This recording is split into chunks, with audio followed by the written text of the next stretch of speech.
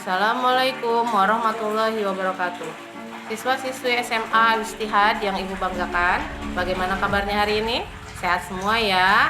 Tentunya kita bersyukur kehadirat Allah Subhanahu wa taala karena berkat rahmat dan karunia-Nya kita masih dalam keadaan sehat walafiat, baik jasmani maupun rohani. Nah, pertama tentunya perkenalan dulu karena tak kenal maka tak sayang.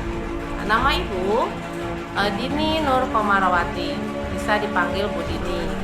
Ibu sebagai Wakasek Kurikulum di SMA Al-Ijtihad. Nah, pada kesempatan ini Ibu akan menjelaskan kurikulum di SMA Al-Ijtihad. Kurikulum SMA Al-Ijtihad itu kurikulum K13 ya, di mana pelajarannya ada 16 pelajaran, baik di program IPA maupun di program IPS. Pelajarannya sama dengan SMP, hanya bedanya ada tambahan 4 pelajaran. Di IPA ada pelajaran biologi, fisika, dan kimia, serta 1 pelajaran lintas minat, yaitu pelajaran ekonomi.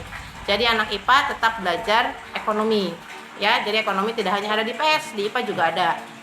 Untuk anak IPS, tambahan pelajarannya yaitu pelajaran sosiologi, geografi, dan ekonomi. Dan 1 pelajaran lintas minat, yaitu biologi. Jadi anak IPS juga belajar biologi, ya. Jadi tidak ada yang susah. Anak IPA mah susah. Saya pelajaran IPA susah, pelajaran IPS susah, sama saja. Ya, pelajaran semua sama saja. Yang penting bagaimana kalian belajarnya. Kalau kalian bersungguh-sungguh belajar, tentunya semua pelajaran akan menjadi mudah. Ya, itu sedikit mengenai kurikulum SMA.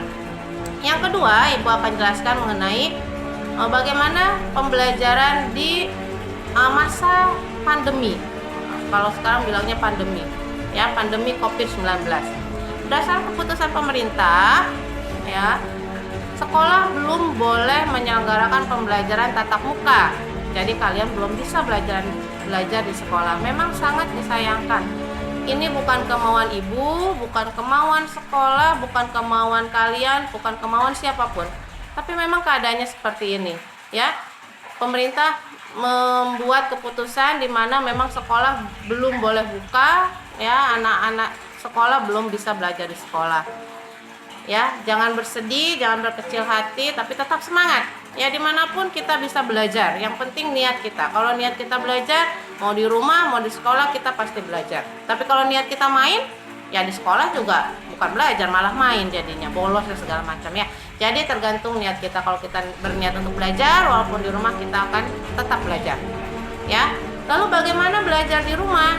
Nah, tentunya sekolah sudah punya strategi. SMA Al-Ijtihad sudah menyusun jadwal pembelajaran secara daring, ya, atau secara online.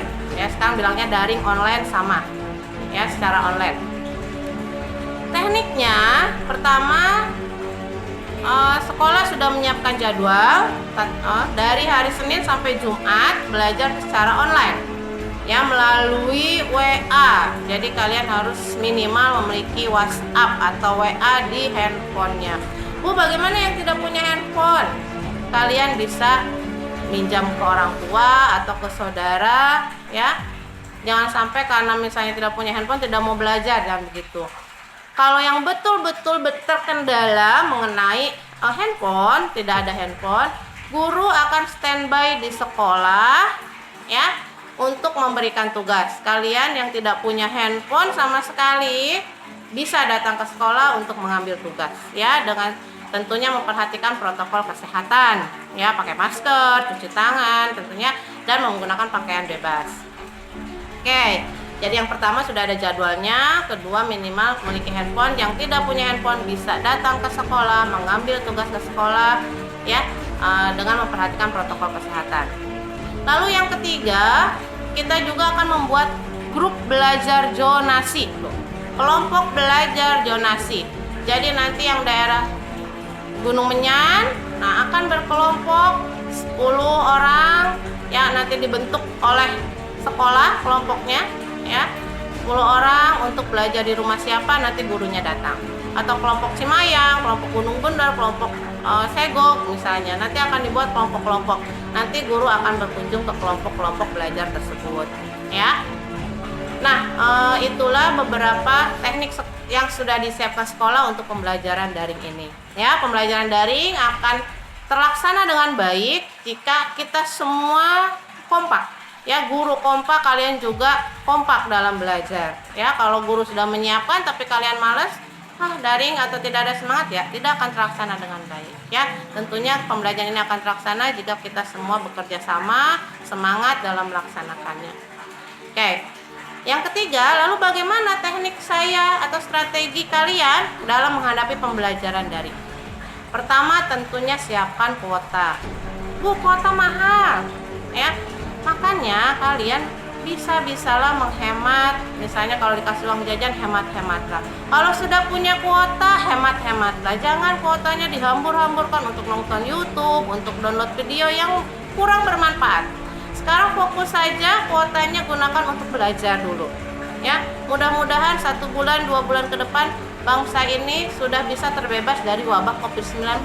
Jadi kita bisa belajar lagi di sekolah. Itu harapan kita semua, harapan guru, harapan kalian, harapan orang tua. Tapi saat ini ya keadaannya seperti ini, jangan mengeluh, ya. Kita lakukan apa yang kita bisa untuk belajar dalam situasi seperti ini. Ya.